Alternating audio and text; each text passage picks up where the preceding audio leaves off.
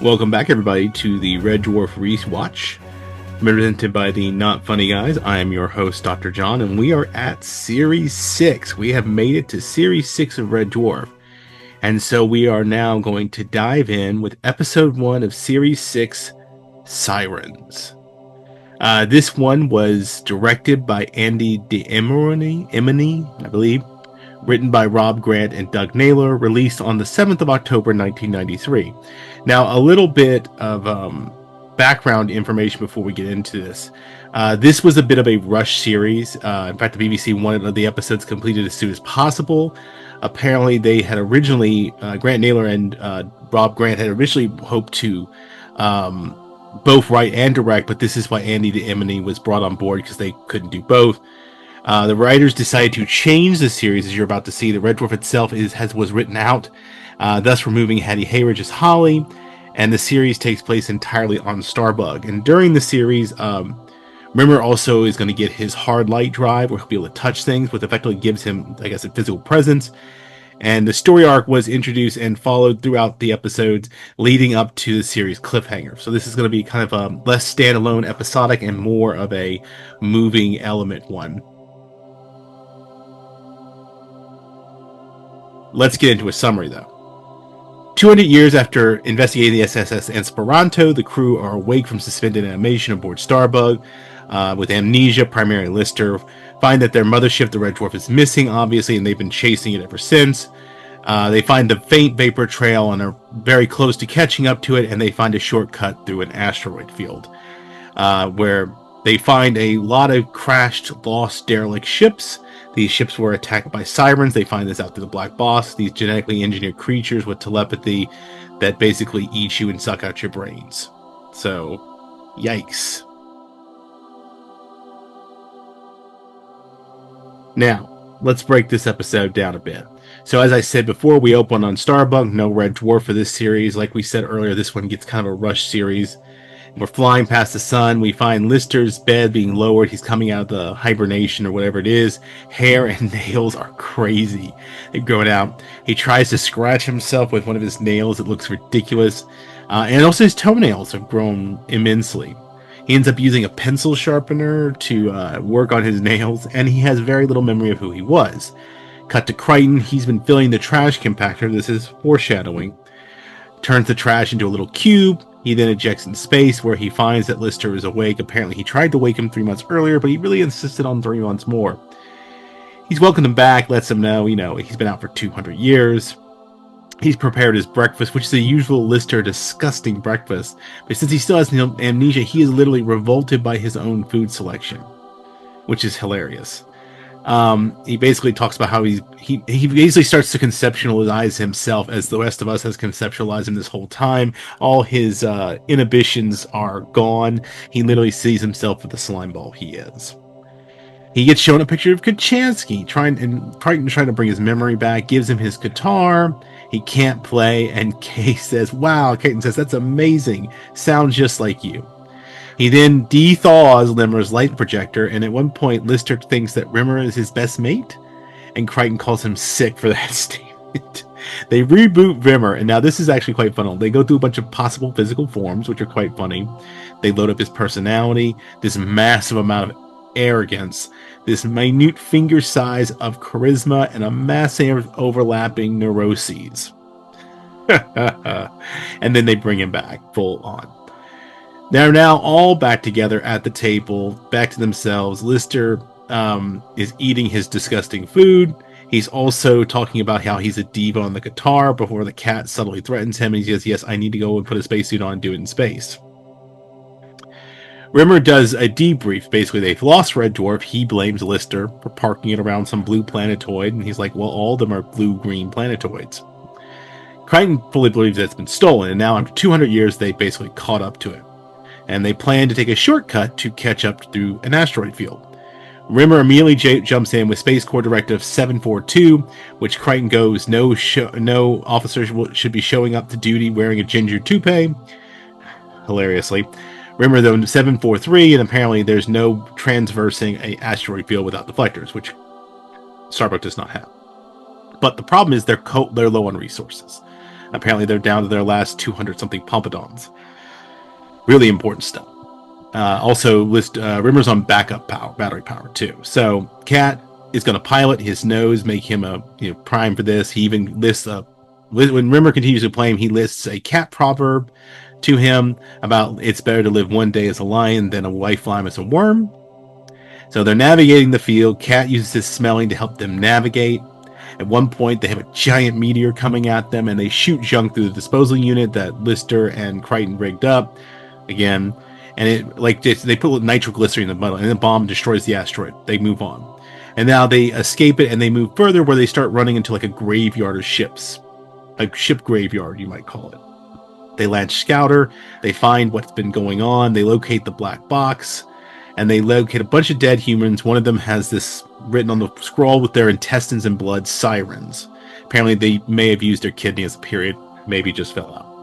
They do find the black box, and when they view it, they find out one of the victims is describing how they work. And this is Richard Ridings, who most people probably know best. He was in The Messenger. He played a great character in The Messenger. He's got a lot of great work. Most people would recognize his voice, though, as Daddy Pig from Peppa Pig.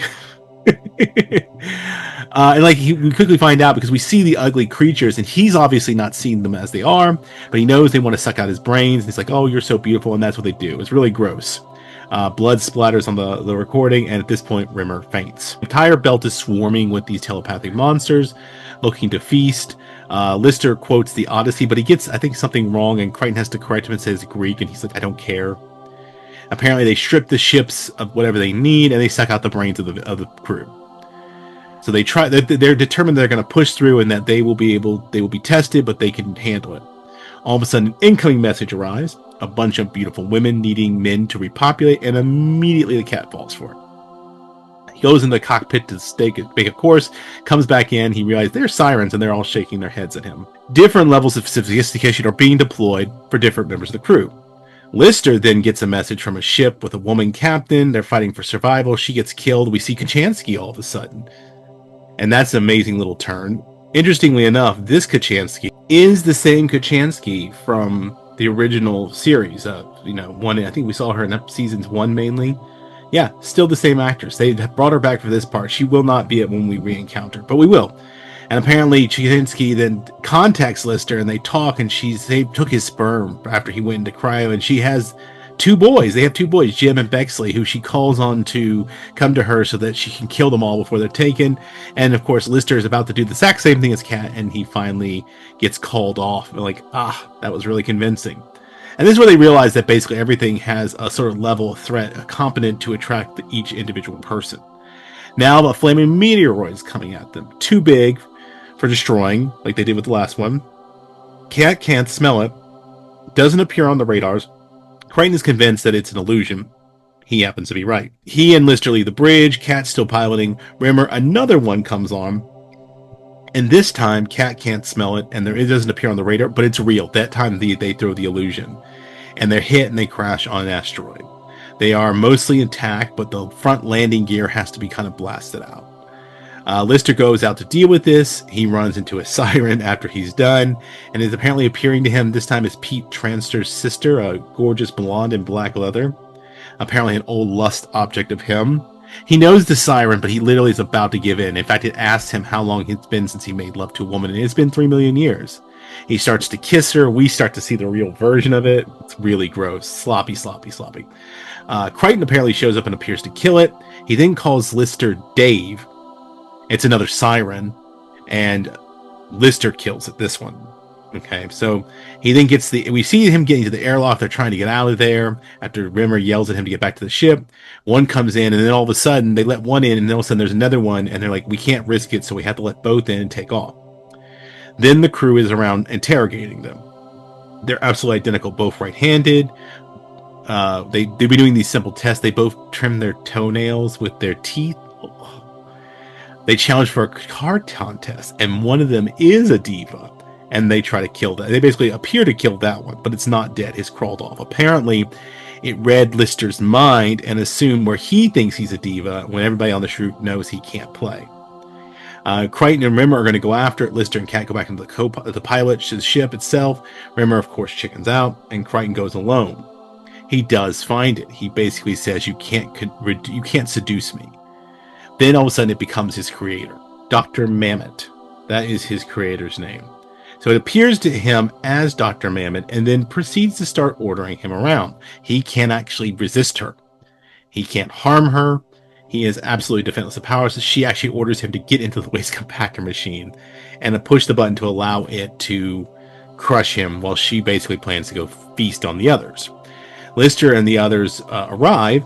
They find Crichton's gear. They keep trying to locate it, go down a flight of stairs. Rimmer flickers out and has to go back, be recharged, so he's out. Only the cat and Lister. They find a drinking machine, and it turns out to be the thing. It knocks them out. It's the siren. Interestingly, unfortunately for them, Crichton is not dead. He's now been squished into a cube and manages to find them and then throw himself off the balcony onto the siren, basically killing it. We now cut back to the ship making it out of the asteroid field alive, still chasing Red Dwarf, and now they're about to have to go into a nebula. Crichton is still in this cube form, and they're like, weren't you going to go self-repair yourself? And he said, well, I really need to finish the laundry first.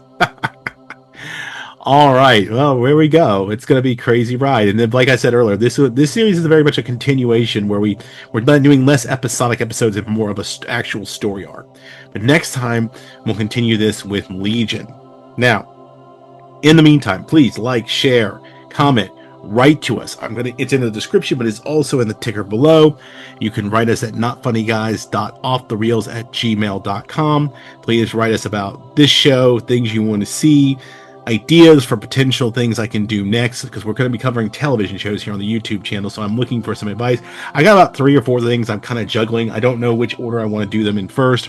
I'm obviously thinking about the Hank Azaria show, Brockmire. Really fun one. I enjoy it, and that's where a lot of my preferences go. I'm also thinking about doing News Radio, a highly underrated show. I know at some point I'm going to have to do Babylon 5, because, gosh, that's such a great show. And I'm trying to remember, there's one other I've got floating out there that I'm also thinking. I want to do a couple shorter ones, because this is going to be a mammoth run here.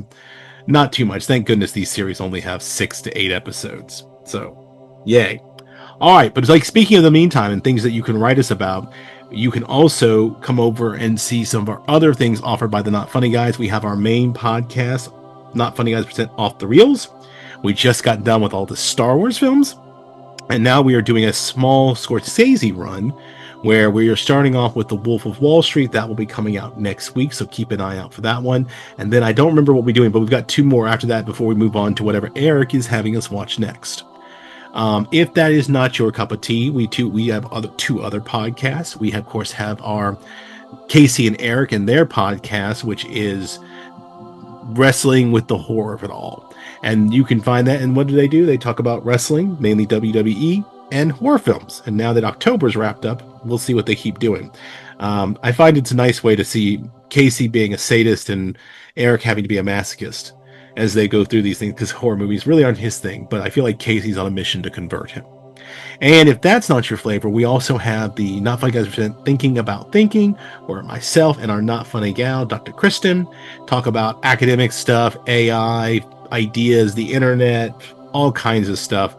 We keep those a little bit short, conversational ones. They can be fun. I recommend that you check that out if it's something. At least just check out one. It's not going to use up a lot of your time, but we have a fun time talking about things out loud, working out ideas and things like that.